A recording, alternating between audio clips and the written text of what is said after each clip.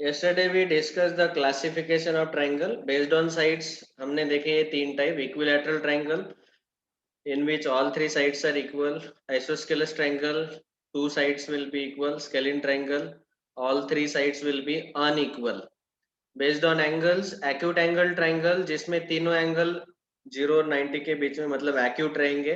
Right angle triangle में एक angle 90 और बाकी के दोनों acute रहेंगे. कौन बोलेगा ऐसा क्यों हो रहा है? एक 90 तो बाकी के दोनों acute क्यों? सर कहना है सम ऑफ सर कहना है ट्रायंगल इज 180. हाँ, सर कहना है ऐसे श्रेयस बीच में नहीं बोलने का.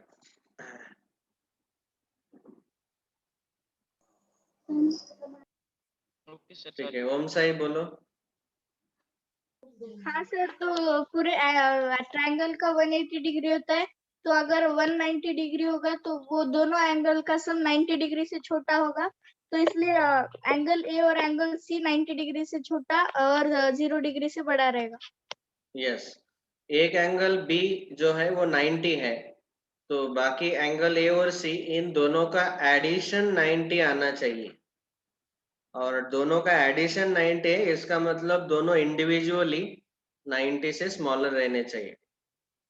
Because their addition is 90, so individually those two angles should be less than 90. And third type is obtuse angled triangle. इस particular third type में actually एक एंगल ऑब्चूस रहेगा और बाकी के दोनों एक्यूट रहेंगे. यहाँ पे भी वही एक्सप्लेनेशन हम दे सकते हैं कि एंगल बी जो है वो 90 से ग्रेटर है, 180 से स्मॉलर है. तो इसकी वजह से क्या हुआ कि एंगल भी 90 से बड़ा कुछ तो नंबर आएगा. से for example this is 120 for example. ये अगर एंगल भी 120 लिया हमने ऑब्टूस एंगल, तो अभी क्या होगा, ये एंगल ए और एंगल सी इन दोनों का एडिशन 60 आना चाहिए. तो आप यहाँ पे देख सकते हैं कि इन दोनों एंगल का एडिशन हमेशा लेस देन 90 आएगा. अभी आप ही बोलो कि अगर इन दोनों का एडिशन ही 90 से स्मॉलर है, तो इंडिविजुअली ये दोनों 90 से स्मॉलर होने ही चाहिए. Okay, so that's why remaining two angles are to be और they have to be acute. दोनों एक्यूट रहने ही चाहिए. ठीक है.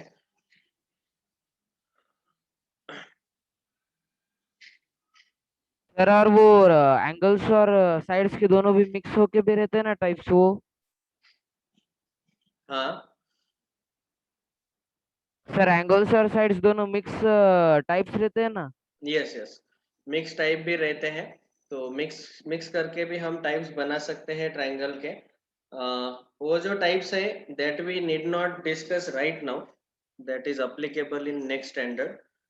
ठीक है, अभी उसने पॉइंट बता दिया तो बता देता हूँ. मिक्स टाइप्स, मिक्स टाइप में नंबर 1, समझो एक राइट एंगल ट्रायंगल है और राइट एंगल ट्रायंगल है और इनके इसके ये दो साइड्स इक्वल है. तो इस टाइप को हम बोलते हैं isosceles. Isosceles right triangle. Isosceles right triangle क्या हुआ, यहाँ पे दोनों मिक्स हो गया. ये राइट एंगल ट्रायंगल भी है और आइसोस्केलस भी है, तो उसको नाम देते वक्त हम बोलते हैं आइसोस्केलस राइट ट्रायंगल. तो ऐसे आप मिक्सचर कर सकते हैं, you can mix it. Okay, so like this we can discuss further many more. मैंने एक एग्जांपल दिया, बाकी की आप मिक्सचर करके देखो. अभी इक्विलैटरल ट्रायंगल तो हमेशा एक्यूट एक्यूट ट्रायंगल ही रहेगा, क्योंकि इक्विलैटरल ट्रायंगल में ये तीनों एंगल्स इक्वल रहते हैं 60-60 ईच. तो इसकी वजह से ये हमेशा एक्यूट ट्रायंगल ही रहेगा. ऑलराइट, राइट एंगल ट्रायंगल जो है इसमें एक साइड हाइपोटेनियस रहता है जो कि सबसे बड़ा रहेगा, ग्रेटर रहेगा. तो ये मैक्सिमम आइसोस्केलस होगा, नहीं तो स्केलिन रह सकता है. तो फिर राइट एंगल ट्रायंगल के हम दो ही सब टाइप बना सकते हैं. एक आइसोस्केलस राइट ट्रायंगल और दूसरा समझो इसका ए साइड है 3 centimetre, this is 4 centimetre and this is 5 centimetre, so it will be scale in right triangle. तो मैंने अभी तक डिस्कशन क्या लिया, राइट एंगल ट्रायंगल जो है उसका इक्विलैटरल ट्रायंगल कभी भी नहीं बन सकता। उसका आइसोस्केलस हम बना सकते हैं, दोनों साइड इक्वल, और उसका स्केलिन ट्रायंगल हम बना सकते हैं। This is first to mix type.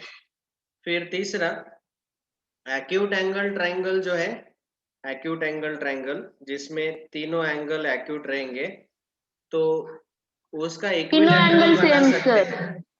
We can make it as equilateral. So equilateral acute triangle, this is possible. Okay, तीनों एंगल एक्यूट रहेंगे 60 डिग्री ईच। फिर एक्यूट ट्रायंगल का हम आइसोस्केलस भी बना सकते हैं। ओके, आइसोस्केलस मतलब ये दोनों साइड इक्वल और उसके तीनों angle acute angles. So this can be called as isosceles acute triangle। और स्केलिन हम भी स्केलिन भी ले सकते हैं। समझ में आया sir. So this is scalene, बताता हूँ। स्केलिन एक्यूट ट्रायंगल, पहले आप ध्यान दो एक्यूट वर्ड के ऊपर। ये सारे तीनों अगले जो टाइप है, तीसरा चौथा पांचवा, ये एक्यूट ट्रायंगल्स है। एक्यूट ट्रायंगल्स मतलब तीनों एंगल जो है वो 90 से स्मॉलर रहेंगे, 0 से ग्रेटर रहेंगे, एक्यूट एंगल्स रहेंगे तीनों एंगल्स। तो एक्यूट ट्रायंगल जो है उसका आप इक्विलैटरल ट्रायंगल ले सकते हैं क्योंकि ये तीनों एंगल 60 आते हैं। आइसोस्केलस ट्रायंगल में भी ऐसा पॉसिबल है कि तीनों एक्यूट एंगल्स आ सकते हैं and any two sides equal. तो स्केलिन में भी ऐसा पॉसिबल है। Is this clear? और फिर Yes. हम बस मिक्स कर रहे हैं, ये जो 6 टाइप है, मेन 6 टाइप, उनको हम मिक्स कर रहे हैं। अभी ऑब्टूस एंगल ट्रायंगल, तो ऑब्टूस ट्रायंगल में इक्विलैटरल ट्रायंगल कभी नहीं आएगा, that is not possible at all. फिर आइसोस्केलस आ सकता है क्या? Yes, we can get isosceles. तो यहाँ पे क्या होगा,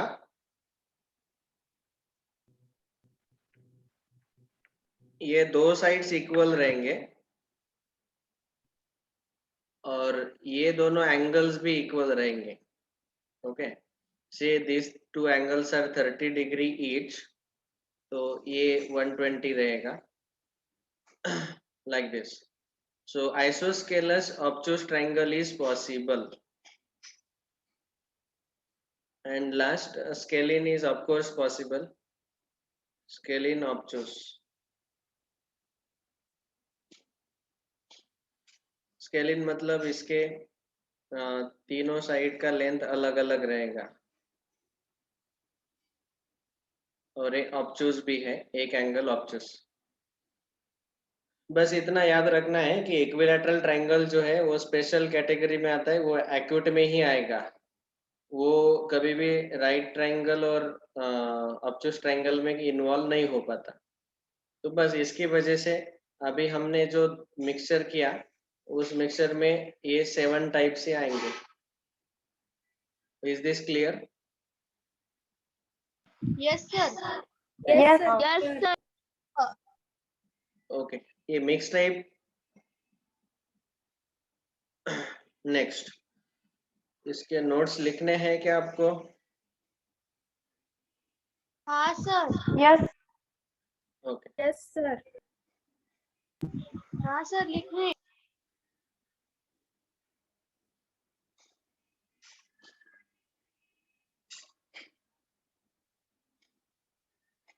ओके, राइट डाउन।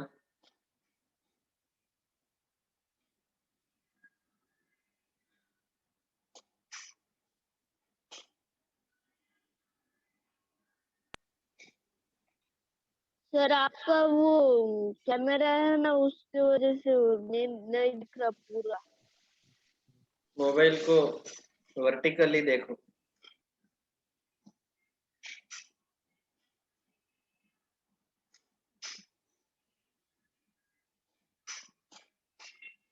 मोबाइल को वर्टिकल बनाओ और हाँ स्क्रीन सर अब दिख रहा है। स्क्रीन रोटेट ऑन करके रखो। सर मेरा आवाज फिर से आ रहा है मुझे। हमें तो एक ही बार सुनाई दे रहा है आपका आवाज।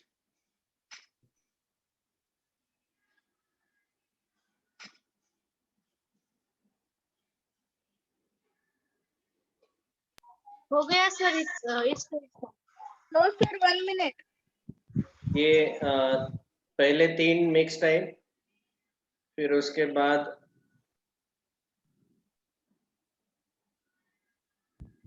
सर हाँ बोलो। सर जो कल सर तुमने स्लाइड्स भेजे थे ना सर, उसके बाद में क्या सर ये स्लाइड्स है क्या? Yes mixed types. Okay sir उसके बाद में ही लिखता हूँ। हो गया सर। सर आइसोसेलियस ट्रायंगल में एक्यूट बन सकता है क्या? Yes sir possible. 1 मिनट मेरा रह गया है। आइसोस्केलस में एक्यूट ट्रायंगल पॉसिबल है। स्लाइड दिखाओ मेरा थोड़ा। Hello sir.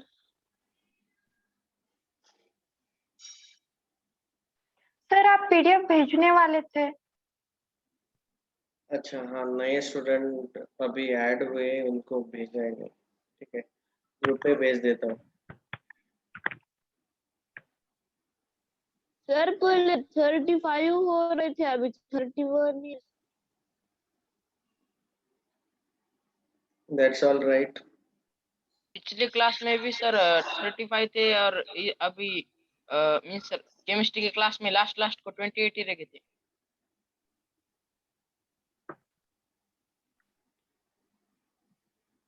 Maybe they are busy somewhere.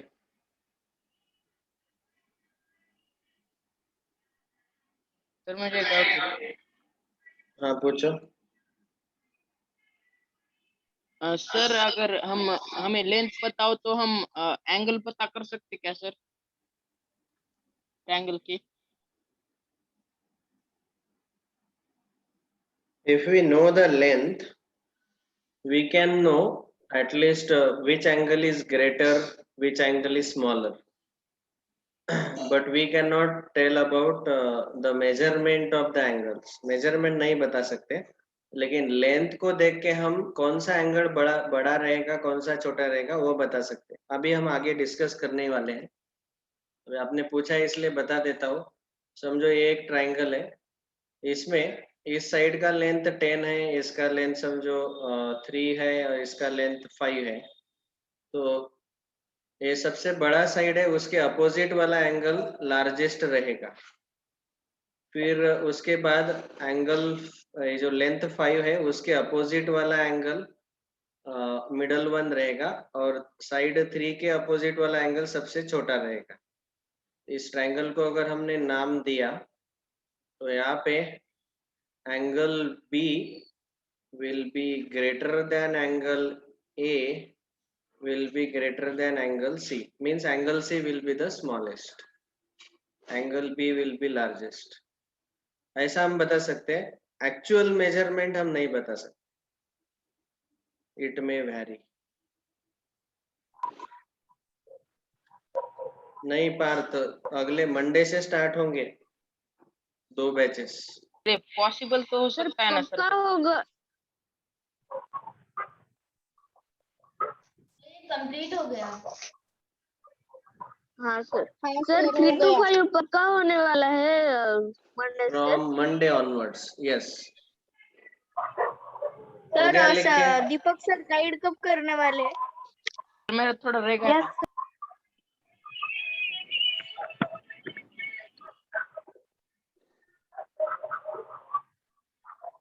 Okay. I hope everyone has completed writing. Sir Deepak sir तो कल ये लेने वाले हैं ना सर, मिलके वो क्लास लेने वाले हैं ना सुबह। That you can ask to sir only. Sir को ही पूछ लेना, ठीक है? सर कल किसने कहा? No, you can check with sir only. Sir के साथ ही चेक कर लो। Okay. Concurrent lines in a triangle, ये अभी सबसे इंपॉर्टेंट पार्ट जो मैं बता रहा था। Concurrent lines in a triangle. Say first is median.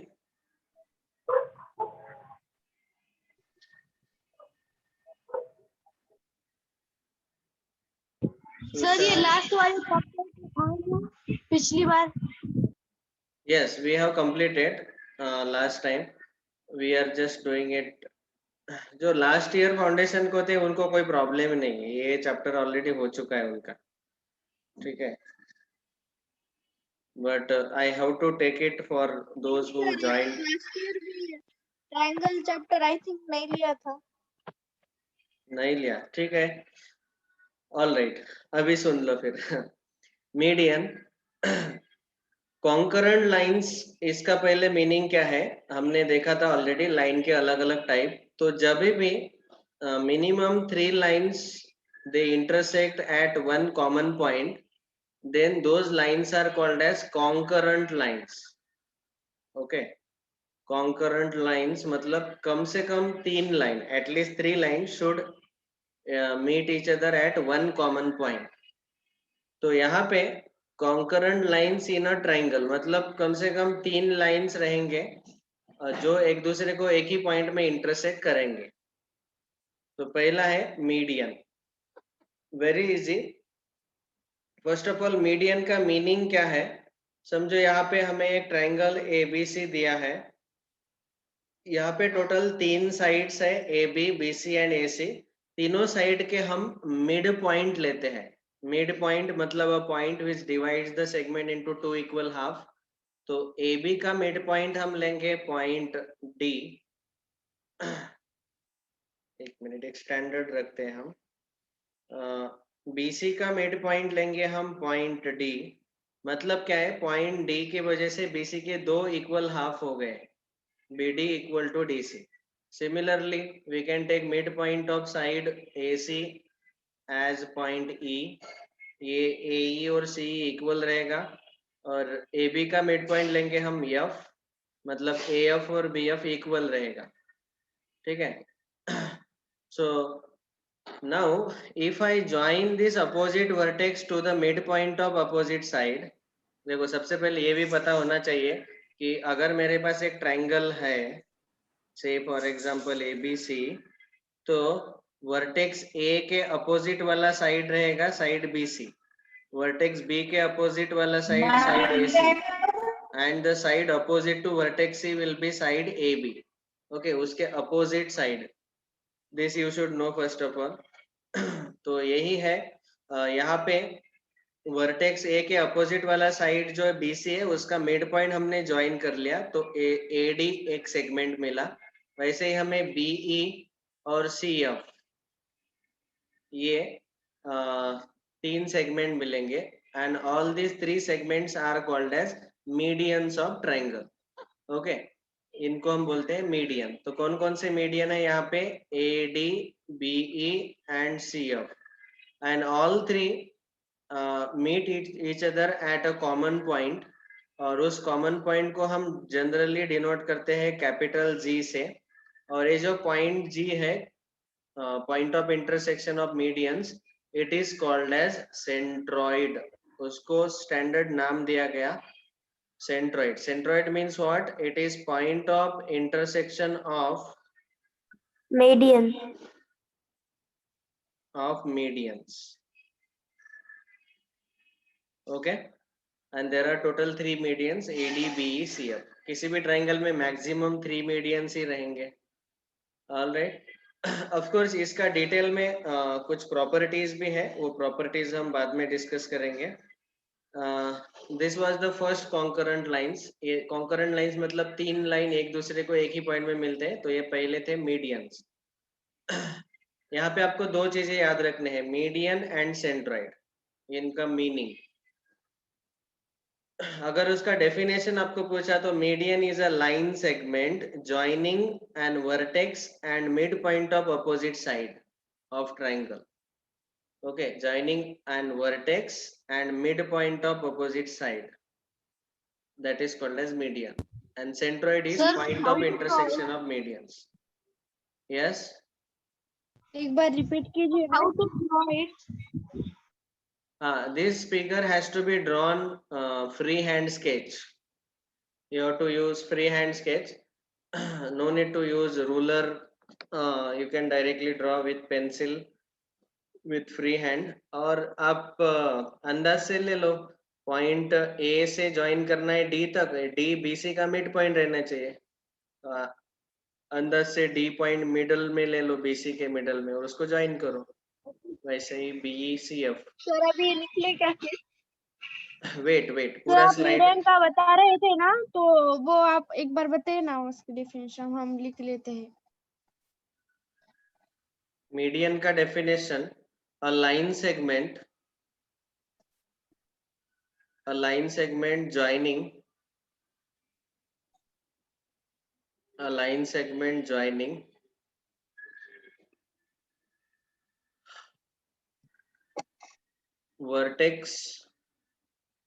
vertex and midpoint of opposite side. Vertex Sir, and midpoint a of line- opposite side. Sir line segment joining के आगे क्या है सर? अरे बाप रे, बहुत छोटे बच्चे हैं कह रहे आप. ठीक. सर मैंने लिख line segment joining vertex and midpoint and midpoint of opposing side. of opposite side is called as median.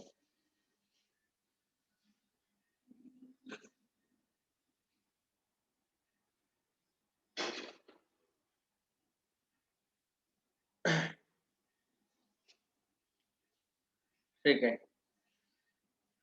अभी ड्रॉ कर ही लो, डायग्राम भी ड्रॉ करो, ये सब लिख लो. हाँ सर.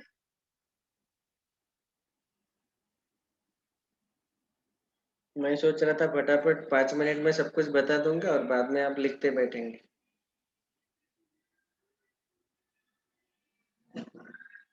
हाँ सर, वैसे करो. हाँ सर, वैसा भी चलेगा. वैसे करो सर. क्योंकि फास्ट हो जाता है, एक साथ डिस्कस करेंगे तो. ये हुआ मीडियन. फिर उसके बाद दूसरा है अल्टीट्यूड्स.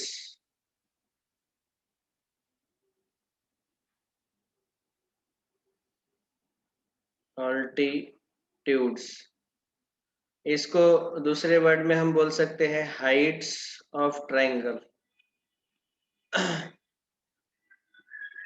समझो हमारे पास, फिर से हम लेते हैं once again triangle ABC and we are drawing a perpendicular from vertex on opposite side, say AD perpendicular to BC, BE perpendicular to AC, CF perpendicular to AB.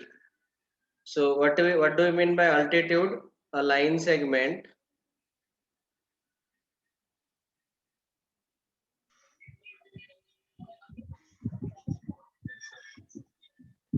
sorry, एक minute.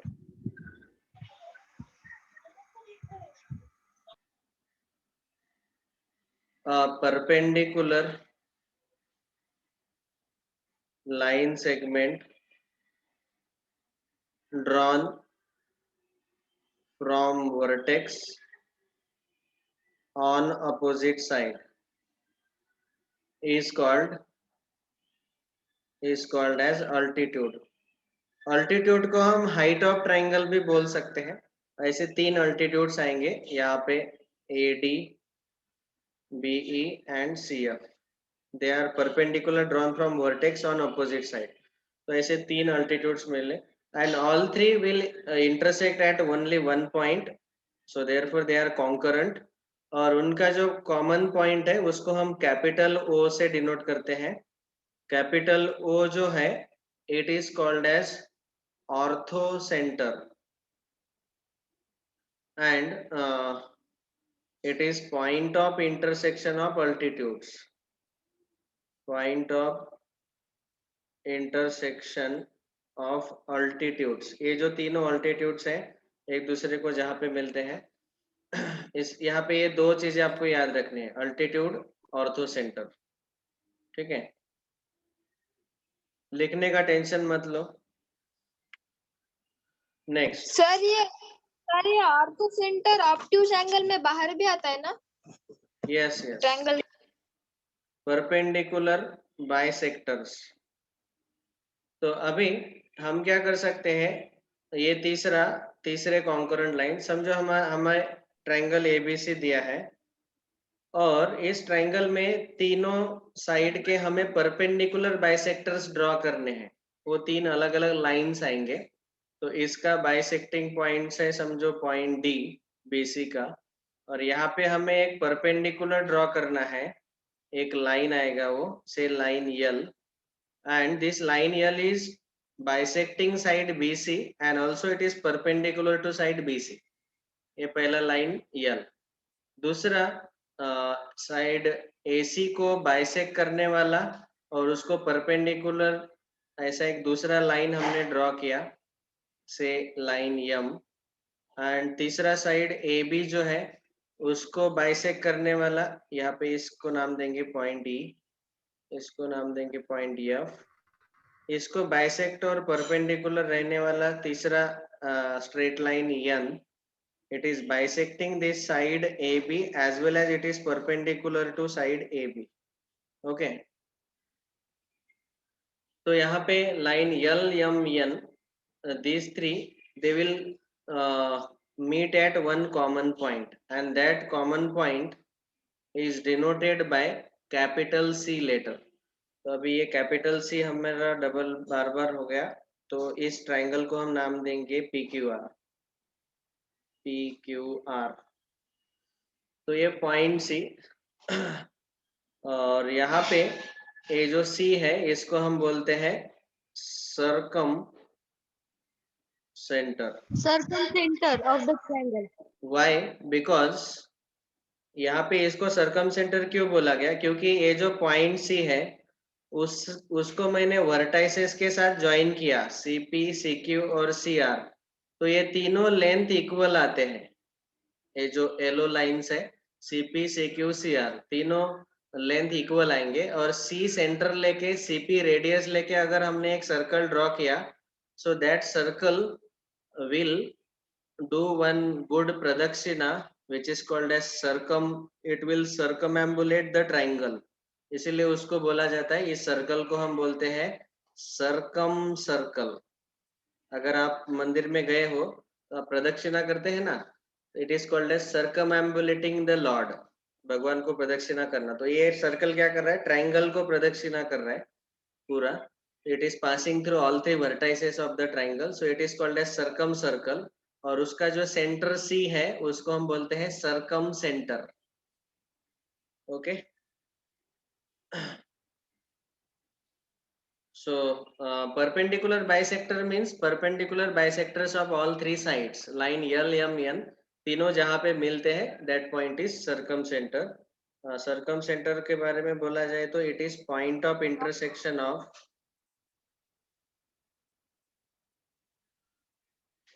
perpendicular bisectors, perpendicular bisectors।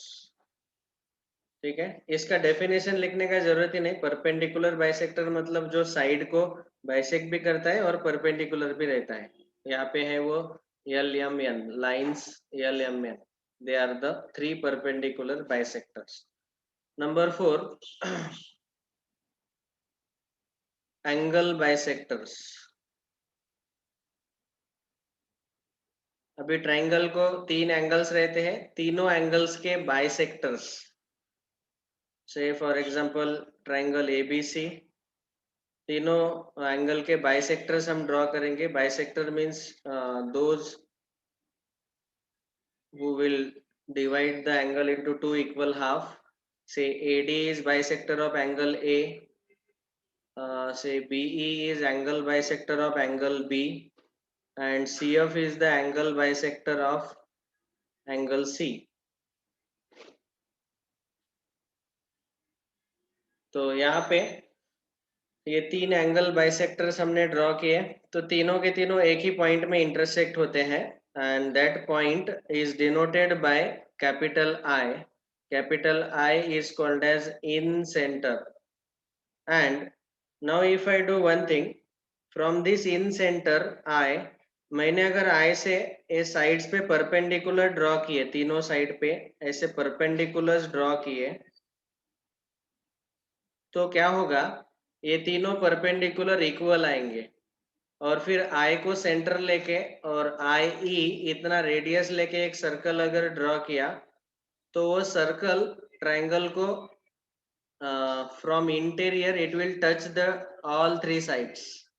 So therefore this particular circle is called as incircle, और उसका जो centre है उसको हम बोलते हैं incentre. Okay, this circle will touch all three sides at one point. Okay. तो ये जो है ये हो गए हमारे, this is point of intersection of angle bisectors. Point of, तो उसकी कोई डेफिनेशन है क्या?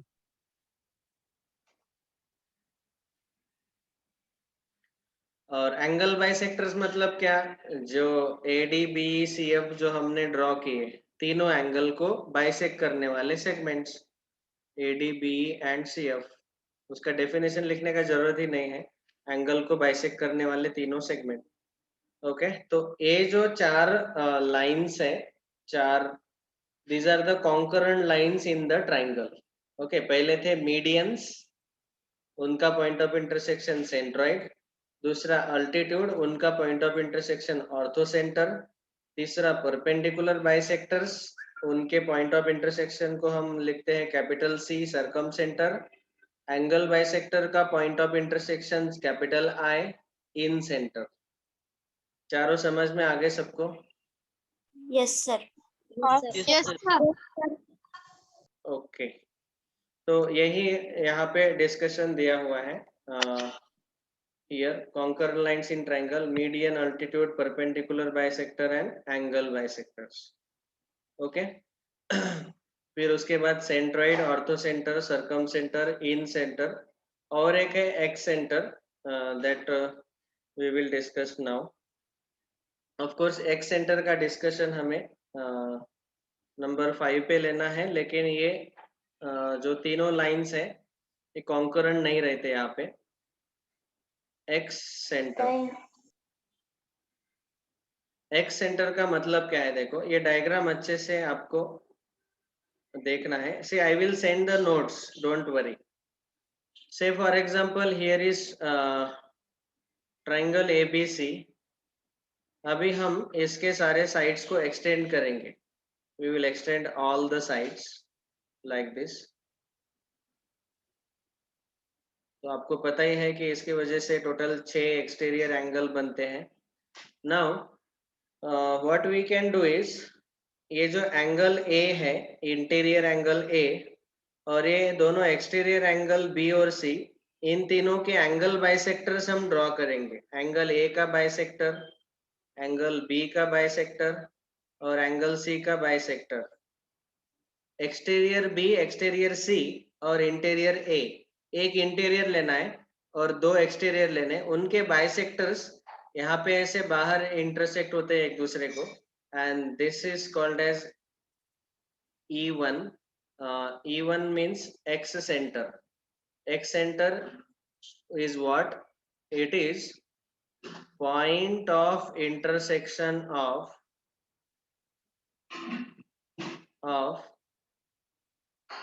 angle bisectors of one interior, एक interior angle, and two exterior angles. दो एक्सटीरियर लिए, एंगल A इंटीरियर लिया, उसका बाइसेक्टर ड्रॉ किया, मतलब इसको बाइसेक्ट करने वाला है ये लाइन बाइसेक्टर, फिर एंगल बी को बाइसेक्ट करने वाला ये बाइसेक्टर, और एंगल सी को बाइसेक्ट करने वाला ये बाइसेक्टर, तीनों बाइसेक्टर जहाँ पे मिलते हैं उस पॉइंट को हम बोलते हैं एक्स सेंटर।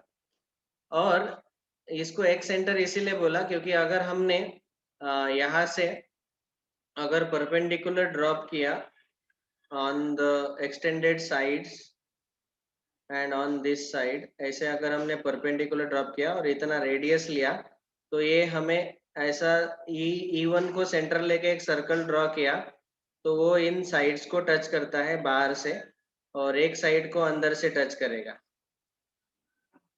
ये एक साइड को ऐसे यहाँ पे BC को टच करेगा और एक्सटेंडेड AC और AB को ऐसे टच करेगा, तो इस सर्कल को हम बोलते हैं, this circle is named as excircle. Excircle मतलब बाहर वाला सर्कल, एक्सटेरियर से एक्स आया, एक्स सर्कल, और उसका सेंटर एक्स सेंटर। ओके, तो ऐसे हम टोटल 3 एक्स सेंटर ड्रॉ कर सकते हैं, एक्स सर्कल्स। मतलब समझो एंगल सी का बाइसेक्टर लिया, इस एक्सटीरियर का बाइसेक्टर लिया, इस एक्सटीरियर का बाइसेक्टर लिया, तो ये दूसरा सेंटर E2 आएगा और यहाँ पे ये दूसरा एक्स सर्कल आएगा ऐसे।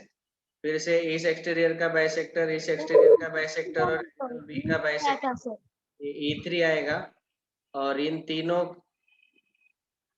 एक तीसरा सर्कल आएगा। तो ऐसे 3 एक्स सर्कल आते हैं और उनके 3 एक्स सेंटर आते हैं। Is this clear? Yes, sir. Yes, sir. Yes, sir. Yes,